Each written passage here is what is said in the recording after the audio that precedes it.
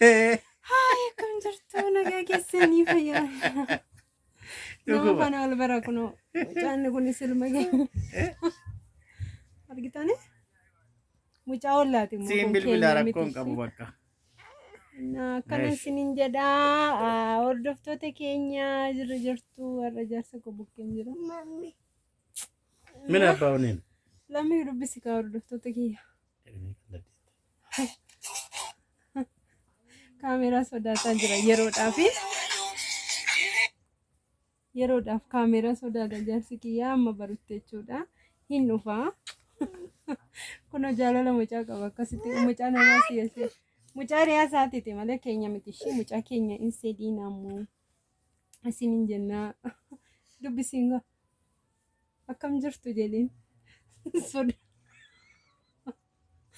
sodaatetu jira amma isin baruttidha.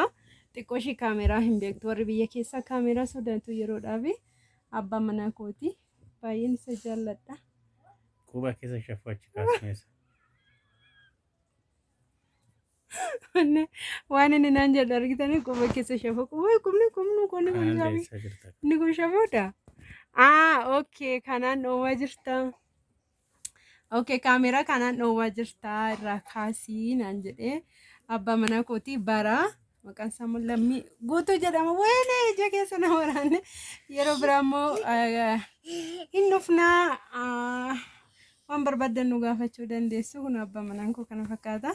Biyya Arabaatti galee tananii kun abbaa manaa koo bukkee jira. Naasobda kun mucaa koo kan biraati kan namaati waati.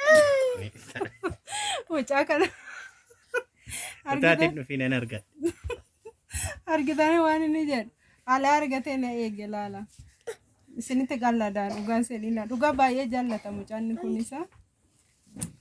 Innaan nutis yoo rabbi nuuf kenne ganaa hin horra kara fuulduraatti jennee abdii qabna. Like share gochuun immoo hin dagatina. Asumaan abbaa manaa kiyya bara fadhu koofitti. Kaameraa fuuldura akka jiru dagateera. Mee barikaani dubbisiin akkam jirtu jedhee.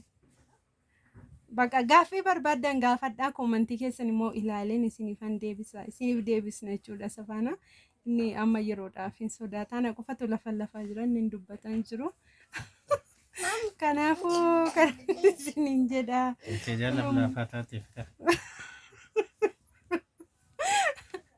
Akkanatti bakka isinis galaatii zanaa jedha abbaa manaa keessan faana. Itoophiyaan baay'ee namatti tola jireenyi biyya keessa.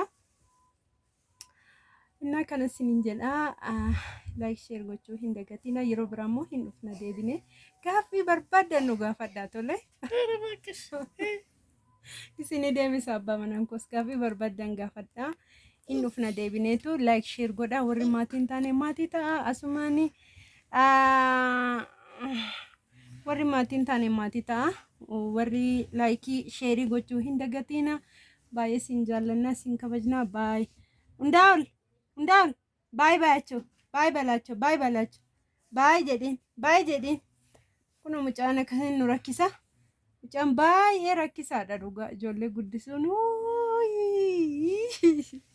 hin ulfaata dhugaa dubbachuudhaaf. Inna kana isiniin jennaa bakka abbaa manaan koo isin haasofsiisaa hin jiru yeroo biraa hin dubbataa hin dhufa kaameraa sodaataa koomantii keessan immoo jajjabeessaa. Oma hin sodaatini.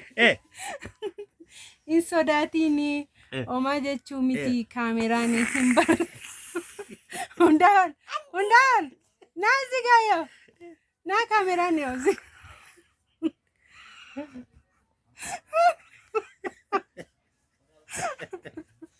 Kamera na yo. Hai bayacho. Hai.